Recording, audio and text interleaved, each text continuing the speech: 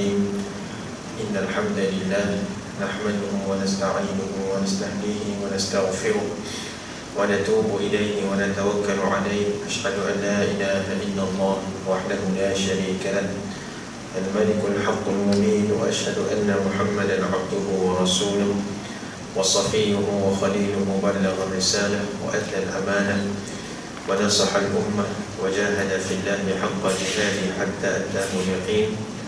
اللهم صل على سيدنا محمد وعلى آل سيدنا محمد كما صليت على سيدنا إبراهيم وعلى آل سيدنا إبراهيم، وبارك على سيدنا محمد وعلى آل سيدنا محمد كما باركت على سيدنا إبراهيم وعلى آل سيدنا إبراهيم في العالمين إنك حميد مجيد. سبحانك لا علم لنا إلا ما علمتنا إنك أنت العليم الحكيم. رب اشرح لي صدري ويسر لي أمري واحلل عقدة من لساني يفقه قولي. اللهم انفعنا بما علمتنا وعلمنا ما ينفعنا وزدنا علما وفقها في الدين يا رب العالمين. أما بعد. Yang saya muliakan dari jawatan kuasa masjid, ashabul fadilah, para imam, para milan, para asatizah, para habaib, ibu-ibu, ayah-ayah, muslimin, muslimat yang dirahmati Allah Subhanahu wa ta'ala.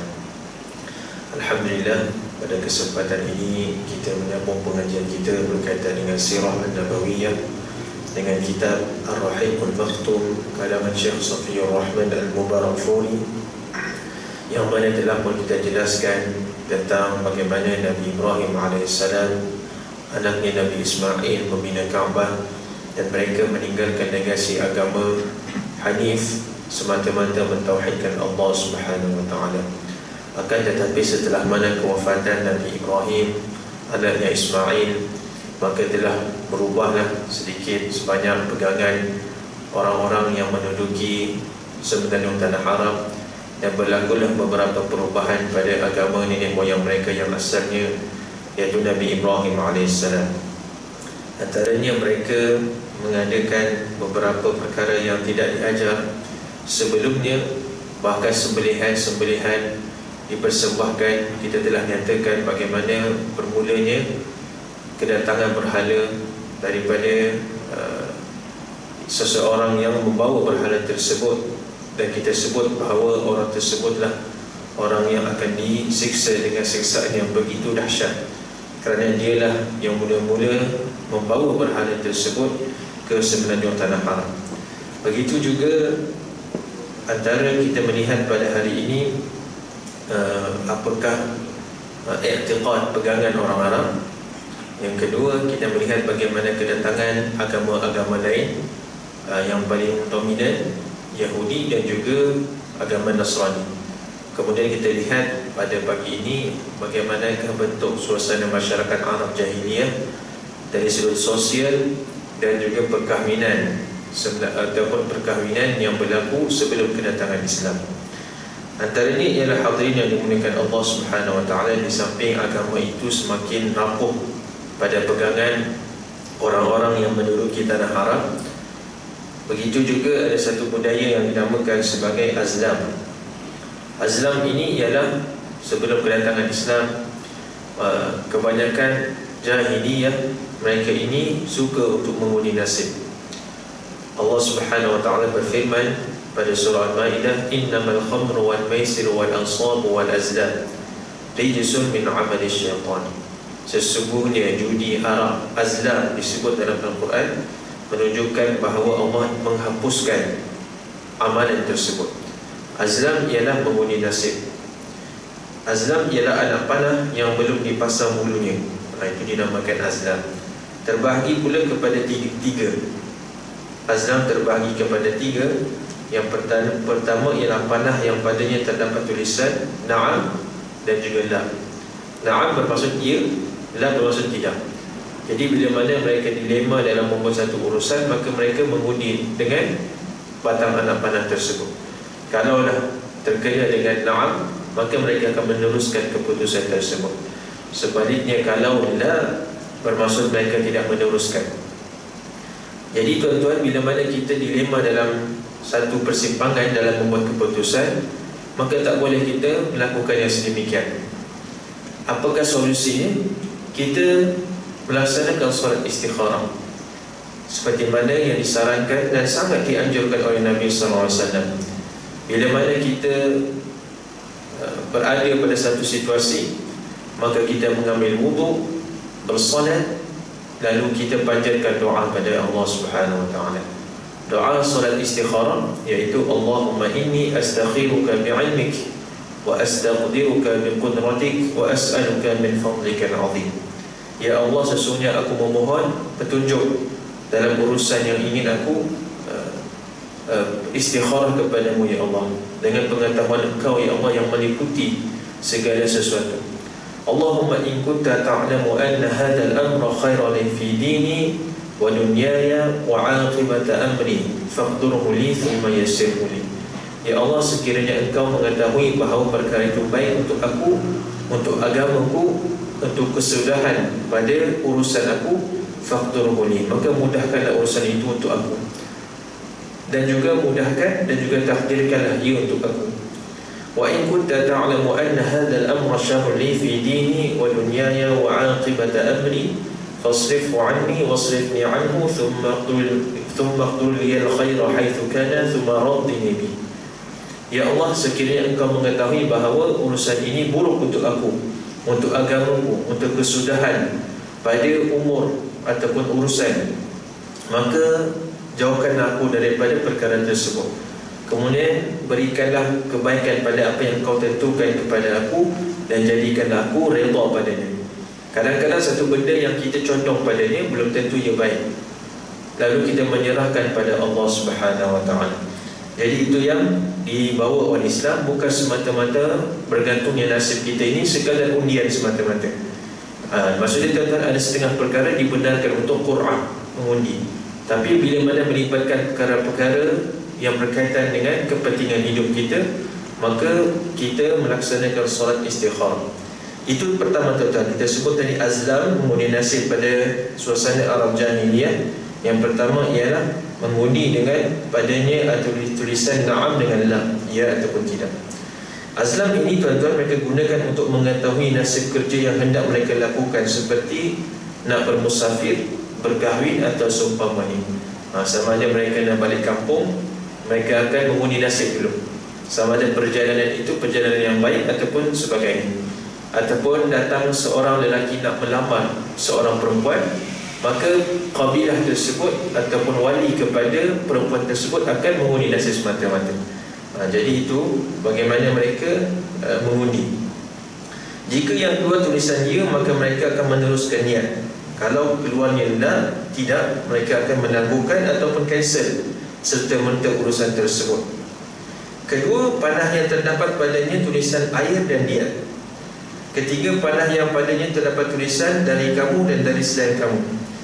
Maksudnya tuan-tuan, contohnya apabila dalam kalangan mereka ada yang mengadu mengenai nasab keturunannya, maka mereka akan pergi kepada berhala Hubal. Hubal ini yang kita sebut berhala pertama yang dibawa ke Jaziratul Arab, namanya Hubal. Jadi nak tentukan sama ada seseorang itu kabilahnya ataupun sebaliknya, mereka mengundi nasib. Dalam kalangan mereka mengadu mengenai nasab keturunannya, maka mereka akan pergi kepada berhala Hubal dengan membawa 100 ekor unta. Unta-unta itu akan diberikan kepada pengendali panah tersebut. Jika yang keluar daripada anak panah tadi, kan kita sebut tadi, yang pertama Minka, maksudnya ialah orang itu daripada kabilah kamu. Kedua daripada Ghairuk, maksudnya bukan daripada kabilah orang tersebut. Jadi kalau seseorang mendakwa dia daripada kabilah itu, dia nak join, maka dia akan persembahkan kepada Hubal dengan 100 ekor unta. Barulah dijalankan pengundian.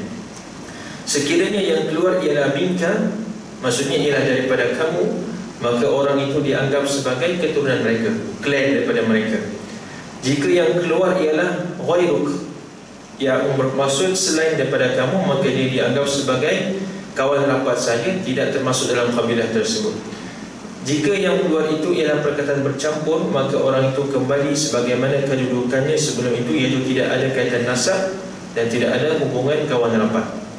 Cara ini sama dengan al-maisir dan al-qadah, iaitu jenis-jenis perjudian. Ini satu lagi ialah satu bentuk perjudian.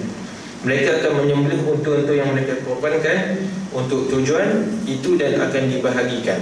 Jadi itu antara budaya orang Arab jahiliyah. Yang pertama kita sebut tadi berhala tadi, ataupun sembelihan dipersembahkan kepada berhala dan mereka mengundi nasib. Dan juga antara profession yang berlaku ataupun yang terkenal pada zaman Arab jahiliyah yang juga sangat dilarang keras diwujudkan semula setelah mana kedatangan Islam, ialah perbomohan. Ataupun kita sebut sebagai di sini digunakan perkataan kahin, arraf dan munajjim. Ini antara profession yang dipelopori oleh sebahagian daripada Arab jahiliyah. Bahkan mereka ini menjadi rujukan perbomohan. Ada 3 tuan-tuan: kahin, arraf dan munajjim. Kita lihat apakah beza antara ketiga-tiga ini.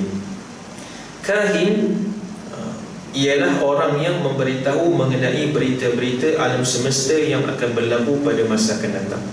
Tapi kalau kita cuba ketiga-tiga perkara ini kita masukkanlah sama dia punya istilah dia, iaitu bomoh.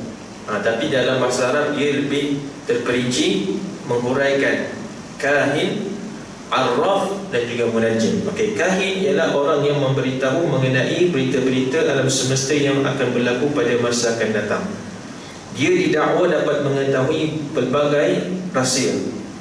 Dalam kalangan kahin ialah ada yang mendakwa mempunyai pengikut daripada kalangan jin yang menyampaikan berita kepadanya. Ada yang mendakwa dia mengetahui perkara ghaib melalui kebijaksanaan yang dikurniakan kepadanya. Ada yang mendakwa mengetahui segala perkara melalui premis-premis dan sebab-sebab yang dijadikan sebagai dalil, seperti tutur kata orang yang ditanyanya, tingkah laku dan keadaannya. Jadi tuan-tuan, kahin ini ialah orang yang tahu tentang masa depan. Manakala yang kedua tuan-tuan ialah arraf. Kahin maksudnya orang yang mengetahui perkara yang akan berlaku pada masa depan. Arraf pula berbeza dengan kahin. Kalau tadi mengetahui tentang masa depan, arraf mengetahui perkara yang telah berlaku. Perkara yang telah berlaku. Kita pernah dikejutkan tuan-tuan, ada seorang pelajar di sebuah IPTN, dia didera oleh kawan-kawannya, dan sehingga arwah ini meninggal dunia disebabkan deraan daripada sebilangan kawan-kawannya. Bukanlah kawan pun, tuan-tuan, maksudnya ialah satu asrama dengan dia. Disebabkan dia dituduh mencuri laptop salah seorang daripada pelajar yang lain. Berdasarkan apa? Berdasarkan tirikan daripada siapa tuan-tuan? Ingat lagi tak cerita tu? Yang dia ditekap sampai kulit dia tu melecur. Disebabkan dakwaan daripada salah seorang ayah daripada pelajar tersebut, mendakwa orang itulah yang mencuri laptop. Jadi perbuatan itu perbuatan yang sangat dilarang. Walaupun orang tu orang yang pakai kopiah sekalipun, pakai jubah. Kalau kita tengok ayah dia tu pakai jubah, pakai kopiah, tapi dia mendakwa orang ini disebabkan telahan semata-mata ataupun tirikan semata-mata. Kerana itu Islam melarang, sama ada kita meramal perkara pada masa akan datang dan juga masa yang lepas. Jadi kahin ialah mereka yang mendakwa tahu tentang apa yang terjadi pada masa akan datang. Arraf pada masa yang lampau. Contohnya apa? Contohnya seorang yang mendakwa mengetahui perihal barang yang dicuri. Ini kita sebut tadi contohnya. Bukan saja barang yang dicuri, tempat kecurian pun dia boleh agak kat mana, barang hilang dan sebagainya. Itu dia arraf. Jadi kalaulah ada seseorang datang kepada kahin bertanya tentang perkara yang masa lampau, maka kahin akan sebut, aku bukan pakar dalam bidang ni, kau kena cari kedai lain, kedai arraf. Kerana arraf ini perkara yang berlaku, yang telah berlaku. Tapi ada juga mereka yang mahir dua-dua. Orang itu dia kahin, orang itu juga arraf. Maksudnya lagi masyhur lah dia punya bisnes. Jadi dia boleh buat dua-dua. Tapi ada kebanyakan yang hanya satu saja, dia kahin ataupun dia arraf. Tapi ada juga orang yang buat dua-dua pekerjaan. Jadi lebih inilah, dapat banyak kecil. Manakala munajim, apa dia munajim tuan-tuan? Orang yang memerhatikan bintang-bintang dan mengira perjalanan dan waktunya untuk mengetahui keadaan-keadaan alam dan peristiwa-peristiwa yang bakal terjadi pada masa akan datang. Mempercayai berita-berita yang disampaikan oleh munajim bererti mempercayai bintang itu sendiri. Antara contoh keyakinan mereka terhadap bintang ialah berhubung dengan hujan, di mana mereka akan mengatakan bahawa mereka diturunkan hujan disebabkan oleh bintang-bintang tersebut. Maksudnya beriman dengan bintang. Okey, jadi pekerjaan yang ketiga ini, kalau orang Melayu sebut ahli nujum. Dia baca bintang, dan dia mengatakan bintang ini akan sekian-sekian nasib orang ini berdasarkan bintang semata-mata. Sedangkan bintang-bintang, tuan-tuan, yang Allah Subhanahu Wa Taala ciptakan, Allah sebut dalam Al-Quran fungsi bintang. Fungsi bintang ini ada 3. An-Najm dan An-Nujum, dia punya jamak. Fungsi bintang yang pertama ialah sebagai hiasan di langit. Allah memperindahkan ciptaannya di langit dengan hiasan bintang. Kalau kita tengok satu tempat itu langitnya dipenuhi bintang-bintang, kita rasa seronok. Allah Subhanahu Wa Taala berfirman, "Walaqad ja'alna fis sama'i burujan wa zayyannaha lin-nadhirin." Dan demi sesungguhnya kami telah hiaskan di dada-dada langit itu gugusan bintang, buruj, wa zayyannaha lin-nadhirin. Dan kami menjadikan ia indah pada orang-orang yang melihat langit tersebut dengan adanya bintang. Itu yang pertama. Manakala yang kedua ialah sebagai petunjuk jalan bagi orang yang bermusafir. Dia melihat kepada bintang itu kan, tuan-tuan tahulah kan, dulu orang-orang bermusafir melihat kepada bintang dan sebagainya. Adapun hari ini kita guna Waze, guna GPS dan sebagainya, tak menjadi masalah. Maksudnya kita boleh menggunakan teknologi itu untuk kemudahan hidup kita. Dan sebelum ada teknologi itu, Allah Subhanahu Wa Taala jadikan orang yang bermusafir, ada orang yang pakar dalam melihat kepada bintang, maka mereka menjadikan sebagai panduan. Dalilnya pada surah An-Nahl, Allah Subhanahu Wa Taala berfirman, wa alamatin wa bin najmi hum yahtadun. Dan dengan bintang itu mereka menjadikan dia sebagai panduan. Yakni dalam ayat ini kita perlu lihat kepada tafsir, bukan panduan itu melihat kepada nasib bintang itu, tetapi dijadikan sebagai petunjuk dalam perjalanan. Itu fungsi yang kedua. Manakala fungsi yang ketiga sebagai apa agak-agak tuan-tuan? Fungsi bintang yang ketiga, Zayyana sama'ad dunya bimasabiha wa ja'alnaha rujuman lisyayatin. Surah Al-Mulk yang kita baca, iaitu bintang ini Allah Subhanahu Wa Taala jadikan sebagai alat rejaman kepada syaitan-syaitan yang mencuri khabar berita dari langit. Itu dia punya fungsi dia. Kerana itulah antara kelebihan Nabi SAW yang disebut oleh Al-Imam Al-Baihaqi rahimahullah, setelah mana kedatangan Nabi SAW kelahir ataupun Nabi SAW menjadi Nabi Rasul, maka jin-jin yang dahulunya menerobos langit untuk mencuri khabar berita daripada langit, maka mereka ini tidak dapat melakukan sedemikian, kerana mereka ini akan direjam oleh bintang-bintang yang Allah ciptakan. Maka mereka tidak boleh mencuri khabar berita daripada langit. Jadi ketiga-tiga perkara tadi tuan-tuan yang kita sebut tadi, arraf kan, kahin dan juga munajim, daripada kalangan manusia, mereka ini mendapat bantuan daripada jin. Jadi bersahabat dengan jin ini, mendapat khidmat daripada mereka ini, maka satu perbuatan yang dilarang, menjadikan mereka, yakni golongan jin, merasa lebih angkuh, merasa lebih sombong. Walhal sebenarnya manusia lah yang dominan di dunia ini, akan tetapi bila mana jin merasa sombong kerana manusia sendiri, khalifah yang Allah ciptakan, mendapat bantuan mereka, maka mereka menjadi bongkak, menjadi sombong. Allah Subhanahu Wa Taala mengatakan dalam surah Al-Jin, wa annahu kana rijalun minal insi ya'udzuuna birijalin minal jin. Ada sebahagian daripada manusia mendapat pertolongan daripada golongan jin. minal jinni fazaduhum rahaqa, maka akan menjadilah bongkak jin ini. Sedangkan walhalnya bumi ini diciptakan untuk manusia sebagai khalifah, maka tak bolehlah mendapat apa-apa pertolongan daripada jin.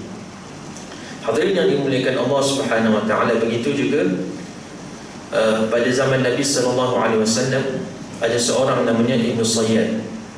Ibnu Sayyad ini seorang budak pada zaman Nabi sallallahu alaihi wasallam. Masa Nabi masih hidup, dia masih dalam keadaan ataupun mungkin umur sekolah rendah.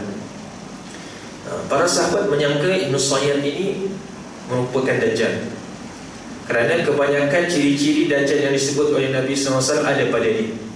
Kerana Ibnu Sayyad ini dia mendakwa, dia mengetahui perkara-perkara yang ghaib. Maka satu ketika Nabi berselisih dengan Ibnu Sayyad, maka Nabi cuba test betul tak apa yang sahabat Nabi nyatakan. Bila mana Nabi SAW mengatakan apa yang kamu boleh teka daripada aku, maka kata Ibnu Sayyad, dia kata duh dan kha. Kerana sebelum itu Nabi SAW diturunkan wahyu pada surah Ad-Dukhan, fartaqib yawma ta'tis sama' bidukhanin mubin. Ini surah pada Dukhan. Jadi Ibnu Sayyad dia teka duh, dan dia cuma dapat khabar berita itu daripada jin itu dengan dua perkataan, dua huruf saja. Maka Ibnu Sayyad pun, Nabi SAW pun menyingkirkan beliau. Jadi Nabi SAW tidak menyebut kepada sahabat sama ada dia ini betul-betul Dajjal ataupun bukan. Tapi sebilangan mengatakan bukan Dajjal lah. Kerana Dajjal, kerana Ibnu Sayyad ketika mana beberapa tahun kemudian dia dewasa, dia bersama dengan seorang sahabat Nabi, Nabi telah wafat pada ketika itu.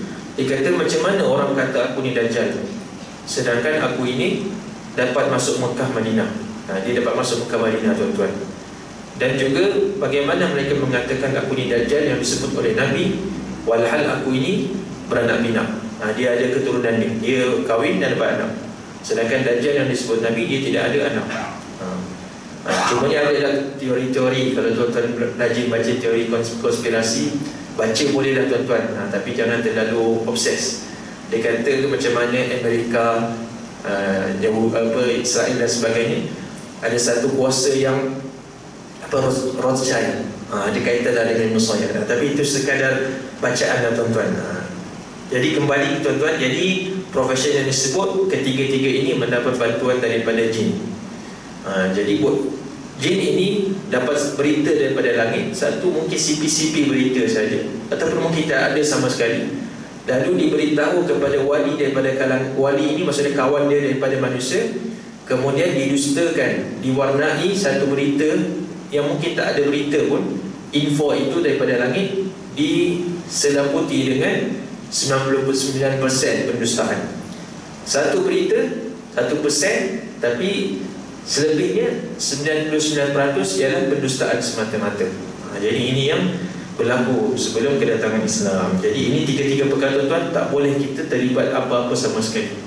Kerana itu Nabi SAW mengatakan, siapa yang datang kahinan, ini dah sebut kahin kan, man ata kahinan fasa'alahu an syai' lam tuqbal salatahu 40 lailatan. Siapa yang datang saja, dia tak percaya lagi, dia cuma datang saja bertanya tentang apa yang akan berlaku padanya, ataupun apa yang telah berlaku, siapa yang curi motor aku dan sebagainya, maka Nabi katakan lam tuqbal salatahu 40 lailah, tidak diterima solatnya 40 malam. Mungkin solat itu sah dari sudut rukun kan, wajib dan sebagainya kan, tetapi dari sudut penerimaan maka Allah menolak ibadahnya kan. Kita kena bezakan tuan-tuan, ada perkara ataupun ibadah yang kita lakukan sah dan diterima kan. Tidak semua perkara ibadah yang mungkin sah diterima oleh Allah Subhanahu wa taala. Contohnya Ramadan yang lepas, kalau kita berupaya menahan diri daripada makan minum, perkara-perkara yang membatalkan puasa daripada subuh sampai maghrib, tapi tak solat tuan-tuan, sah tak dia punya puasa? Sah puasa tersebut, tapi penerimaan sisi Allah wallahu a'lam. Jadi itu yang kita bimbang tuan-tuan. Kalau dia percaya pula dengan ramalan tirikan tersebut, faqad kafara bima unzila ala Muhammad, sesungguhnya dia telah kufur terhadap apa yang Nabi Muhammad bawakan, wahyu yang Allah Subhanahu Wa Taala turunkan. Maksudnya ialah satu larangan daripada Nabi Sallallahu Alaihi Wasallam. Jadi itu tuan-tuan, 3 perkara yang dilarang. Kemudian dalam kalangan mereka juga wujud kepercayaan at-tiyarah. At-tiyarah, iaitu menganggap malang akan satu perkara, ataupun maaf saya sebut sial pada satu perkara. Anggapan ini bermula dengan cara mereka membawa seekor burung. Kerana perkataan tuyur, kan kita sebutkan at-tiyarah, dia daripada perkataan burung. Maksudnya ialah kalau macam tadi juga, kalau mereka nak bermusafir, mereka akan melihat burung itu kalau lalu sebelah kanan, maka akan teruskan perjalanan. Kalau burung yang mereka lihat di muka pintu mereka nak mulakan musafir, kalau lalu sebelah kiri, mereka akan cancel perjalanan tersebut. Jadi semata-mata itu tuan-tuan, bukannya dia tengok west kan, jam ketak, dia tak tengok tu, dia tengok burung atau kijang lalu melepaskannya. Jika haiwan itu bergerak ke arah kanan, mereka akan melangsungkan rancangan mereka. Jika kalau mereka ke sebelah kiri, mereka akan cancel, membatalkan hasad tersebut. Begitu juga mereka sedang dalam perjalanan, tidak ada burung atau haiwan yang melintas, mereka akan menganggap akan berlaku satu perkara yang tidak baik akan berlaku. Jadi itu yang mereka lakukan. Kerana itu Nabi SAW mengatakan dalam Islam ini, la hammah wala tiyarah wala adwa wala safar. Tidak ada perkara sial, tidak ada kepercayaan orang Arab, ada ulat dalam badan mereka, ulat itu yang menganggap ataupun menjadikan mereka sakit. Begitu juga tidak ada hammah, burung hantu. Kerana orang Arab jahiliyah ini percaya kalau ada burung hantu masuk rumah akan berlaku satu perkara yang tidak baik, ataupun burung hantu itu simbol kepada roh yang tidak tenteram. Dan inilah saya rasa kalau tengok masyarakat di dunia ini, hantu yang paling tak takut ialah hantu orang Arab. Kerana mereka akan lahir sebagai burung hantu saja. Adapun mungkin masyarakat yang lain kan, mungkin ada yang dia jadi hantu yang melompat-lompat tu kan, tampal di dahi maka dia senyap kan. Ataupun masyarakat kita kan, jadi pontianak dan sebagainya, seramlah juga kan. Lagi-lagi baru ni ada satu movie keluar daripada seberang, negara seberang, ceritakan seolah-olah kisah yang berlaku. Seram sebenarnya movie tu tuan-tuan. Saya tak tengok lagi lah, tapi daripada review kan, asyik-asyik saya buka Facebook, orang cerita pasal movie tu. Jadi kita pun terbaca lah juga, seram lah juga kan kalau tengok. Maksud dia seramnya kita punya hantu. Tapi orang Arab sekadar burung hantu je, tak takut sangat lah. Jadi itu dia punya kepercayaan. Begitu je kepercayaan mereka adwa. Adwa ini maksudnya ialah penyakit berjangkit. Nabi kata tidak ada penyakit berjangkit. Kita hairan juga, habis tu COVID. Maksudnya ialah Nabi SAW nak menafikan bahawa penyakit yang menular itu bukan disebabkan kekuatan ataupun ada power pada penyakit itu, tetapi Nabi SAW nak memberikan keyakinan kepada kita itu semua berlaku dengan biiznillah, dengan kekuasaan Allah Subhanahu Wa Taala, bukan disebabkan penyakit itu semata-mata. Jadi itu kepercayaan mereka tuan-tuan. Jadi hadirin yang dimuliakan Allah Subhanahu Wa Taala, selesai kita bicarakan tentang apa yang berlaku dari sudut akidah mereka. Kita lihat pula bagaimanakah agama Yahudi dan juga Nasrani secara ringkas tuan-tuan. Sebab kita nak bicarakan sedikit bagaimanakah perkahwinan yang berlaku pada zaman sebelum Islam. Nanti mungkin kita akan ulas lebih terperinci bagaimana kedatangan Yahudi ini. Antaranya ialah disebut di sini ialah agama Yahudi masuk ke mula-mula sekali di tanah Arab ini melalui Yaman. Kita sebut hari saat itu kan, Jaziratul Arab ini terbahagi pada 6: Yaman, Najd, Najran, Tihamah, di Hijaz. Hijaz ini merangkumi Mekah. Tetapi agama Yahudi ini mula-mula masuk daripada negara Yaman melalui usaha yang dijalankan oleh Tabban As'ad Abi Karib. Tabban inilah yang membawa masuk agama Yahudi. Asalnya dia ini pun semua berhala, tapi dia pun jadi memeluk agama Yahudi. Disebabkan apa tuan-tuan? Pada asalnya dia pergi ke Yathrib, sebab dia nak menuntut bela anak dia yang telah meninggal dunia. Dia pergi, anak dia berniaga di Yathrib. Yathrib ni mana tuan-tuan? Madinah. Sebelum kedatangan Nabi SAW namanya Yathrib. Jadi asalnya Taban ini merupakan raja. Dia datang daripada Yaman ke Yathrib untuk menuntut bela anaknya yang dibunuh oleh masyarakat Yathrib. Tapi bila mana dia berjumpa, dia sampai di situ, dia berjumpa dengan pendeta Yahudi. Dia berjumpa dengan pendeta Yahudi, maka dia pun terkesan dengan akhlak yang ditampilkan oleh pendeta Yahudi itu, ahli kitab lah. Maka dia pun sebut, dia pesan kat Taban ni jangan serang Yathrib ini, kerana Yathrib ini satu ketika nanti dia merupakan tanah haram. Maka Taban pun terkesan dengan akhlak yang mungkin ahli kitab ni ahli kitab yang benar, dan dia pun terkesan lalu dia memeluk agama Yahudi. Apabila kembali ke Yaman, dia membawa bersama-samanya pendeta Yahudi daripada Bani Quraidah. Dengan itu agama Yahudi mula menebarkan pengaruhnya. Selepas kematian Taban, Yaman diperintah oleh anaknya. Kalau tuan-tuan pernah dengar namanya Yusuf Dzunnuwas. Dzunnuwas ini diceritakan dalam surah Al-Buruj. Selepas kematian Taban, Yaman diperintah oleh Yusuf Dzunnuwas, anaknya. Dia telah menyerang orang Kristian, Nasrani, Najran, dan menyuruh mereka supaya memeluk agama Yahudi. Masa itu ialah agama Nasrani itu mungkin agama yang antara pengikutnya yang masih mengekalkan keaslian agama Nasrani. Jadi dia nak suruh orang Yaman semua masuk agama Yahudi, walhal mereka itu berada pada agama Nasrani. Disebabkan keengganan orang Nasrani itu menyahut seruannya, dia telah menggali beberapa batang parit Al-Ukhdud. Ini merupakan Ashabul Ukhdud yang diceritakan dalam surah Al-Buruj, dan merupakan antara kisah yang mana ada seorang bayi yang diberikan oleh Allah boleh bercakap. Kan ada ke dalam masa diorang nak terjun parit tu, ada seorang ibu dan anaknya ni, bayi masih kecil, teragak-agak nak lompat dalam parit tu. Sebab dia bagi tawaran, siapa yang tak nak masuk agama Yahudi, korang masuk dan terjun, sebelum aku sendiri yang bunuh korang. Jadi ibu ini dia teragak-agak sama ada nak mempertahankan akidah dia sebagai agama Nasrani. Agama Nasrani masa itu belum lagi diubah, ataupun masih ada yang pengikutnya mentauhidkan Allah Subhanahu Wa Taala. Maka dia teragak-agak nak terjun ataupun tidak. Kalau tak terjun, dia akan terpaksa masuk agama Yahudi. Jazalu, bayi yang masih kecil itu, anaknya itu diberikan kekuatan oleh Allah untuk berkata-kata. Dia kata, jangan takut wahai ibu, lompatlah kamu, moga-moga syurgalah buat balasan kamu. Maka ibu itu pun melompat, ataupun bukan melompat, dia masuk ke dalam parit tersebut. Lalu dia menyelamatkan akidahnya. Kerana itu Ashabul Ukhdud maksudnya ialah orang-orang yang terlibat dalam parit itu yang dibina oleh Yusuf Dzunnuwas. Maka mereka ini dijamin syurga oleh Allah Subhanahu Wa Taala. Ashabul Ukhdud diceritakan dalam Al-Quran Al-Karim.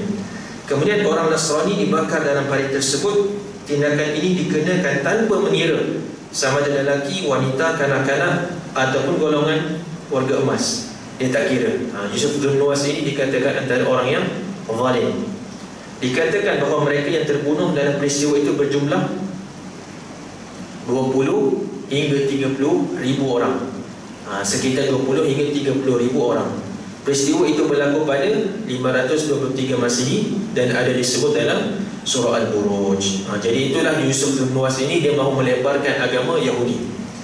Dan juga kedua, secara ringkasnya tuan-tuan, agama Nasrani datang ke negara Arab melalui penjajahan Habsyah dan juga Rom. Kita tahu bahawa kerajaan Habsyah ini tuan-tuan, pada zaman Nabi SAW, Nabi pernah diberikan keistimewaan oleh Raja Habsyah. Habsyah ini mungkin belah-belah Afrika tu lah tuan-tuan, Somalia dan sebagainya.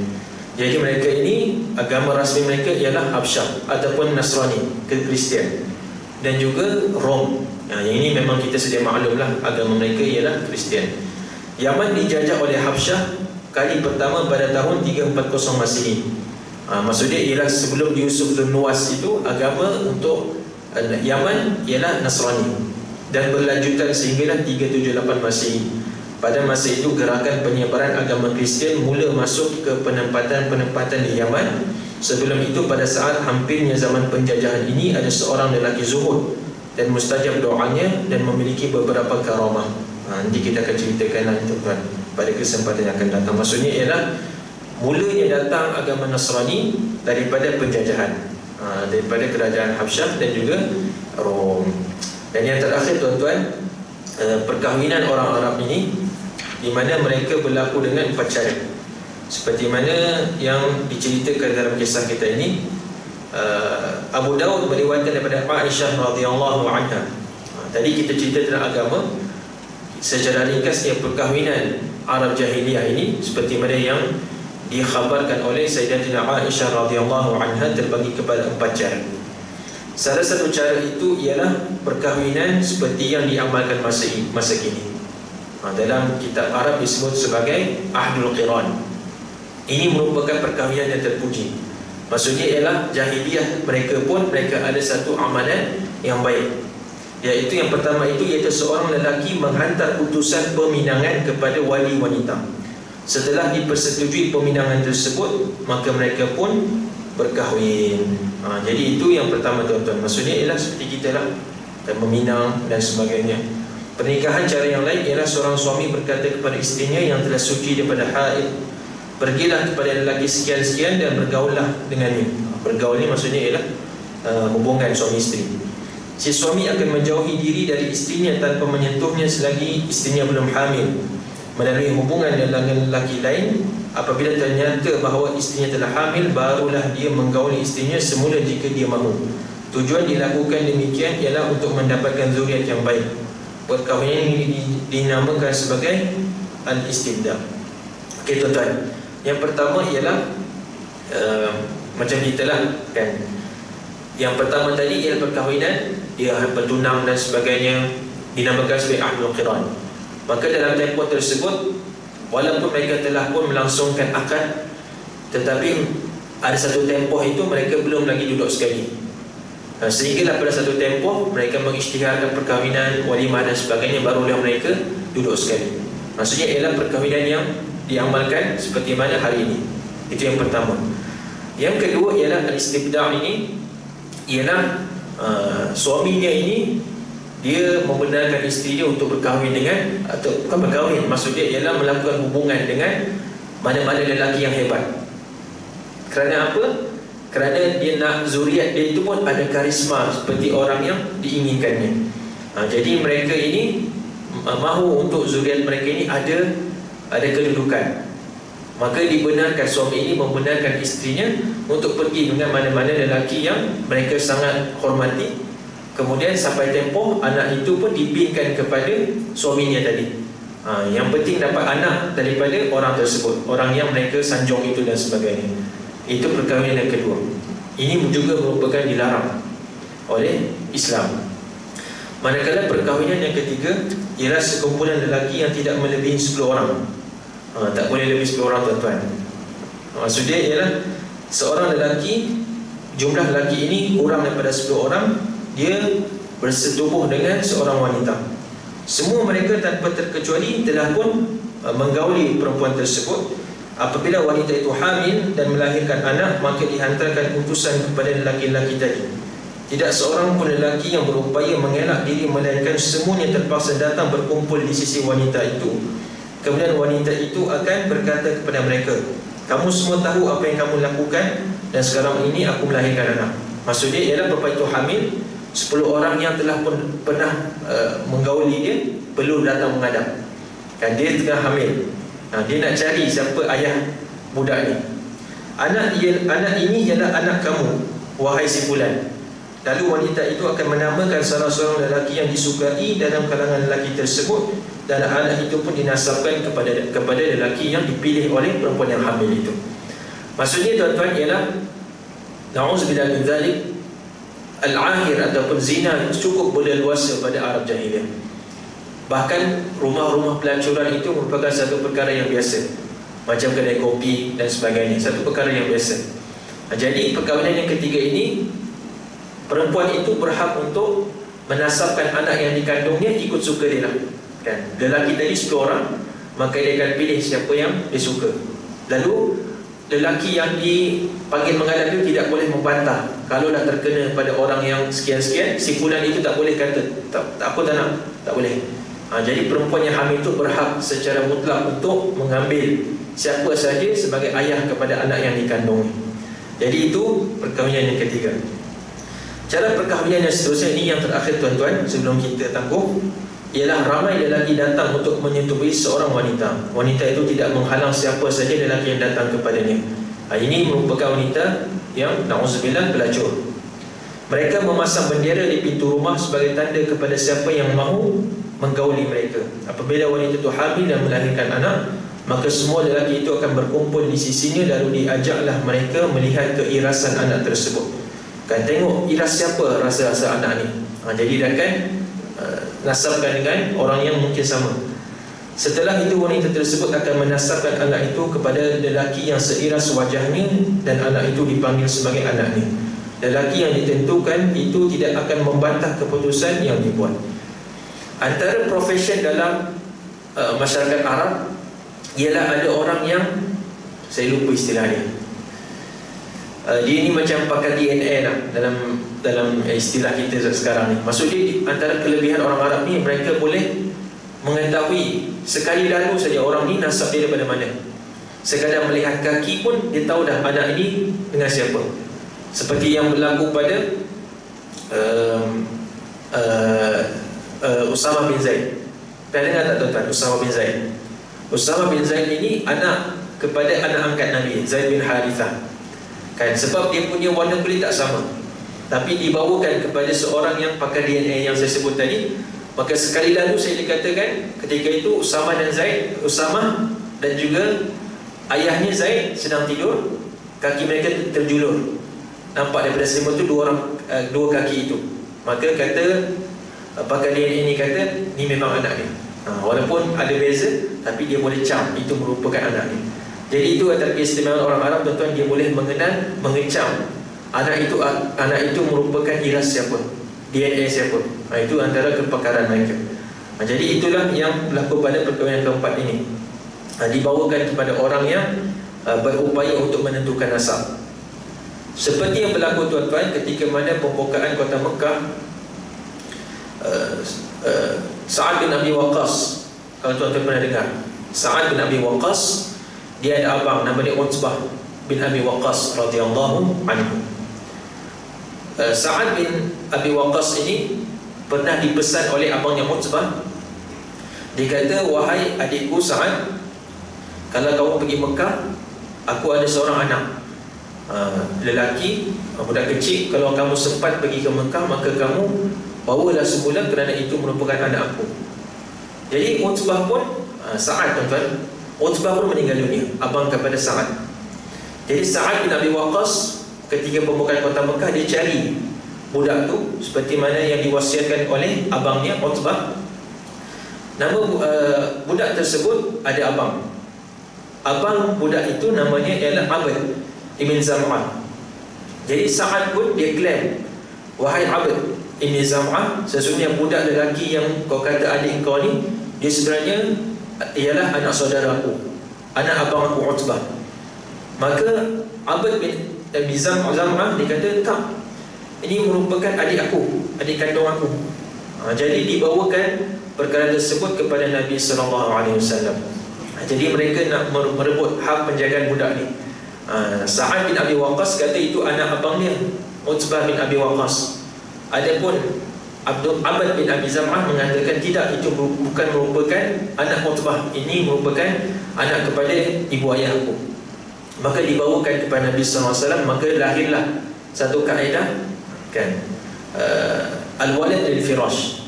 Anak itu, tuan-tuan, dinasabkan kepada siapa yang punya. Siapa yang al-firash maksudnya katil. Kalaulah isteri itu mengandung, sudah tentu dinasabkan kepada suaminya. Dalam hal Zam'ah ini ialah budak lelaki itu, mak dia dikatakan pernah bersetubuh dengan Utbah bin Abi Waqqas. Jadi itu yang Utbah klaim itu anak dia. Sedangkan ketika itu ayah ataupun emak kepada Abd bin Zam'ah ini, dia merupakan hamba kepada orang lain lah. Jadi dinasabkan kepada hamba tersebut. Siapakah pemilik hamba itu? Tak bolehlah orang sewenang-wenangnya kata aku telah menggauli perempuan itu anak aku, tak boleh. Jadi dia punya kaedah ialah al-walad lil-firash, bergantung kepada siapa yang punya perempuan tersebut. Walil ahir hajar, adapun orang yang berzina, dia tak dapat klaim itu anak dia, bahkan dia dapat batu. Apa maksud dia, tuan-tuan? Maksudnya ialah dia tak boleh claim tu nasab dia, bahkan dia akan direjam. Maksudnya zina ini hukumannya dia rejam. Jadi itu kaedah dia telah menyelesaikan pertelingkahan itu. Jadi tuan-tuan, anak itu tetap adik kepada Ibn Zam'ah. Jadi Sa'ad tak dapatlah menunaikan wasiat daripada abangnya. Jadi itu tuan-tuan, maksudnya ialah yang keempat ini ialah ada keupayaan orang Arab sebagai daripada mereka boleh kenal pasti anak itu dia ikut siapa. Jadi itu tuan-tuan, 4 perkahwinan orang Arab. Dan yang pertama inilah yang dikekalkan sehingga pada hari ini. Dan kita bersyukur pada Allah Subhanahu Wa Taala dengan nikmat iman, dengan iman Islam. Dan Allah Subhanahu Wa Taala telah melenyapkan perkara-perkara yang boleh merosakkan nasab keturunan. Kerana tuan-tuan, antara hikmah Allah Subhanahu Wa Taala Islam ini menjaga banyak perkara, terutama yang berkaitan dengan nasab. Maka Allah datangkan perkahwinan bagi melahirkan umat manusia yang bersih dan juga terpelihara nasab keturunannya. Jadi wallahu taala a'la wa a'lam. Insyaallah pada kesempatan yang akan datang kita akan sambung berkaitan dengan suasana masyarakat Arab jahiliyah. Moga ada kesempatan. Wallahu taala a'la wa a'lam. Subhanakallahumma bihamdik, asyhadu an la ilaha illa anta, astaghfiruka wa atubu ilaik. Wassallallahu ala khairi khalqillah nabiyina Muhammad wa ala alihi wa sahbihi ajma'in. Wabillahi taufiq wal hidayah. Assalamualaikum warahmatullahi taala wabarakatuh.